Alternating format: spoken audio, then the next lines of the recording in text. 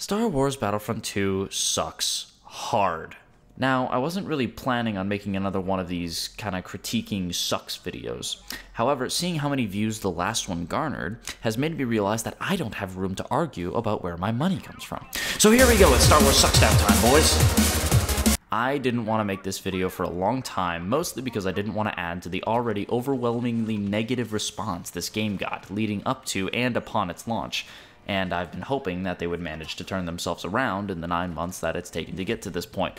But, oh god, I was so wrong! So, with the latest update having just arrived, I figure now's as good a time as any to talk about it, and hopefully hammer in the last nail in the coffin to drive this game into the ground for as quick and merciful a death as I can manage. I came here to tell you I never meant for you to die. I just wanted you to go to jail and get beat up a lot. Now everyone wishes I was dead. Then let's give the people what they want! I've got a lot to talk about concerning the multiplayer, so let's get the easy part over with first. The single-player campaign. You know what I have to say about the story? Nothing. Seriously, nothing. I can't say the story was good, but I can't really say the story was bad either. It wasn't like Destiny 2's story, which was just utter shit and made no sense, aside from all the back-and-forth quips between Iden and Del. To break it down, there's a squad of elite stormtroopers who are loyal to the Empire until suddenly the dead Emperor's plan to nuke their own worlds makes them think, you know, maybe the Empire isn't such a good idea after all. I'm totally making you sound like Destiny 2 all over again, aren't I? It still has some fun moments, no one can deny that. But a lot of the narrative is bogged down by meaningless missions where the game puts you in the shoes of major series characters like Han Solo, Lando, and Leia for the sake of teaching you about how these heroes work in multiplayer. It just ends up jarring any sense of cohesion that it still retains, and it bores you with these levels that you know don't matter, but you have to play them to get to the ones that do. It just ends up making the campaign feel more like a drag than a relaxing escape into the Star Wars universe. I don't even really mind the fact that the Empire characters turn into rebels. I kind of expected it, and it's a fine story if done well. But I do mind when all of the marketing and interviews make it sound like this is purely an Imperial story only to switch it in like the first half hour of the game. The worst thing about the story is honestly just how middle of the road it is. It's an unoriginal and forgettable experience, something that you never want to say when describing a story about freaking Star Wars. That's about all I can say on the matter. I'm getting bored just telling you guys about how boring it is. Now, what you've all been waiting for.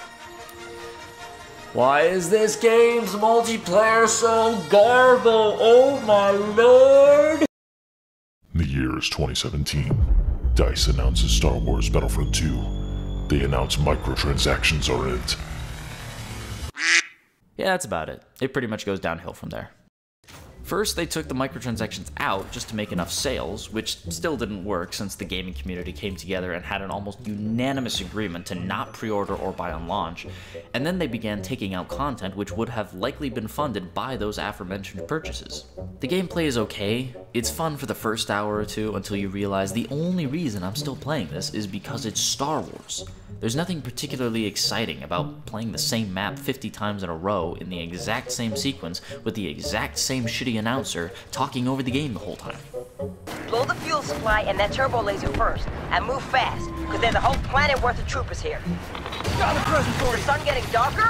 Forget it. We gotta secure the main gate and breach the base. Make it fast.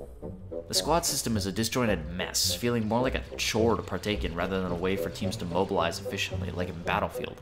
The classes are always uneven in some form or another.